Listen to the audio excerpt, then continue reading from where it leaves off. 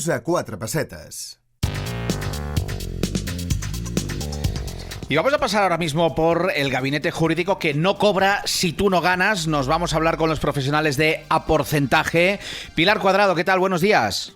Hola, buenos días. Bueno, pues vamos a hablar de un tema que a muchas empresas, a muchos autónomos les tocará de cerca, y es las inundaciones que ha habido recientemente en Cataluña, estas fuertes lluvias que han caído, que han podido provocar daños pues en naves industriales, en camiones a veces llenos de carga. Vamos a ver qué se puede hacer, qué se debe hacer para intentar minimizar estas pérdidas. Son casos que pasan con cierta frecuencia, ¿verdad, Pilar? Sí, bueno, cada vez que hay un fenómeno más o menos de lluvias intensas, pues muchas veces ocurre eso como cuestión secundaria a las lluvias, ¿no? Es decir, que hay inundaciones, vienen casas, vienen en instalaciones industriales, y dependiendo pues de cada lugar afectado, pues las incidencias son más o menos o de una forma o de otra.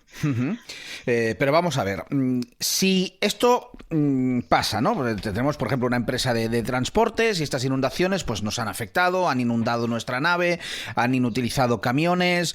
¿Qué debe hacer una industria afectada? Entiendo que debe haber muchas casuísticas diferentes, pero ¿cuál sería el ABC que no debe fallar, Pilar? Mira, yo creo que el ABC es, mira, si tienes una póliza de seguro, que es lo más fácil y más rápido, y entonces comprobar la póliza según el tipo de inundación. Puede ser que responda la propia compañía o el consorcio de compensación de seguros, y dependiendo de las características de la inundación y cómo ocurrió todo, y entonces ir a buscar esas pólizas, y entonces a la aseguradora o al consorcio en su caso. Pero lo normal es que una póliza de seguros estándar, digamos, se haga cargo de daños que te han provocado las fuertes lluvias, ¿o es habitual que las compañías de seguros en este caso intenten escurrir el bulto? Mira, generalmente en las pólizas multirriesgo, que se llaman, industriales o de negocio, suele estar, evidentemente. Y si está pensada que existe algún tipo de inundación o alguna posibilidad de lluvias o de circunstancias aseguradas, en este caso suele haber una cláusula de que si se tratan unas inundaciones extraordinarias deberá de responder el consorcio. Pero siempre lo que tenemos que tener en cuenta es cómo hemos redactado esa póliza. Bueno, cómo hemos redactado, no, qué hemos contratado en esa póliza, básicamente. La redacción, evidentemente, siempre la realiza la compañía aseguradora, pero saber qué coberturas hemos contratado.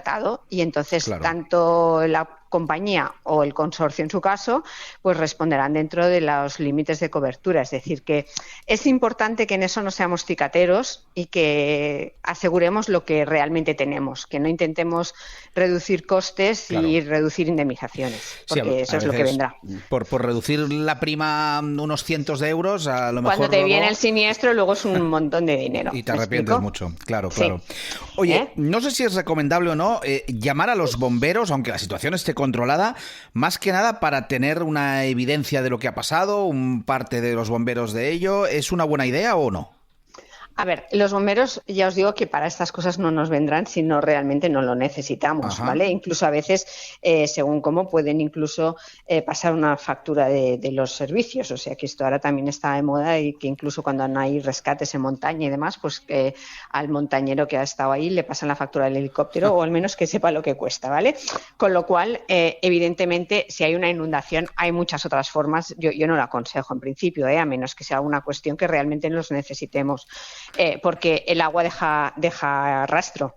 Es decir, si tenemos mercancías que se han dañado, el agua llega hasta un nivel, se ve cómo ha dejado. Siempre podemos coger un vídeo y hacer fotografías, sí, o un vídeo de la circunstancia, y eso generalmente no nos lo van a poner a discutir, máximo si, como en este caso, habían lluvias generalizadas y se sabe que han habido problemas. Pero siempre, o sea, lo que sí que os digo, pues bomberos quizá no hace falta, pero hacer un reportaje fotográfico justo en el momento, pues también, o un vídeo. O sea, son formas de acreditar las cuestiones sin tener que llamar pues al bombero. Sí, es verdad que esto nos lo comentáis muchas veces desde A Porcentaje, fotos, vídeos, eso nos puede ayudar en un futuro. Oye, ¿y se puede ir en algunos casos contra el ayuntamiento, contra el responsable, por ejemplo, alegando un mal funcionamiento del alcantarillado o algo similar, o no? Sí, lo único es que ya os digo que esto dependerá de los casos, ¿eh? O sea, generalmente lo más fácil es ir contra la compañía. Si no tienes compañía y entonces has de buscarte otras formas de financiación de tus daños o que te reparen el daño, digamos, entonces ya hay que mirar todas las circunstancias. Pero claro, el alcantarillado está para lo que está y habrá que mirar si es que realmente había una falta de mantenimiento y esa es la causa. Si es sin más, no, porque dirán que es una fuerza mayor. Ya. ¿Se suele cobrar el 100%? O sea, claro, tenemos un camión lleno de, pues vete a saber qué. ¿Esto es un perito el que se encarga de cuantificar cuánto vale la mercancía que hay ahí dentro o cómo funciona? Sí, a ver, en el tema de la mercancía dependerá también del seguro que tengamos, si vamos a indemnizar por ahí. Entonces, lo que evidentemente hay un perito, pero nosotros para que el perito determine cuál es el valor de la mercancía, lo que seguramente será necesario pues aportar los albaranes, el proceso de compra, las facturas de la adquisición de esa mercancía por quien sea o la venta de esa mercancía. ¿Me explico? Es decir, que el perito no lo hará al azar, sino que necesitará también basarse en elementos documentales para poder determinar cuál es el coste de esa mercancía o incluso el proceso de fabricación a efectos de incluso de documentación contable de la empresa que haya fabricado el producto. Uh-huh. Bueno, pues si os ha pasado en estas inundaciones o en otras y queréis poneros en contacto con Aporcentaje, pues podéis hacerlo a través de su página web en aporcentaje.com o en los siguientes teléfonos, el 93 342 97 31, 93 342 97 31 o vía WhatsApp al 645 56 88 08, 645 56 88 08.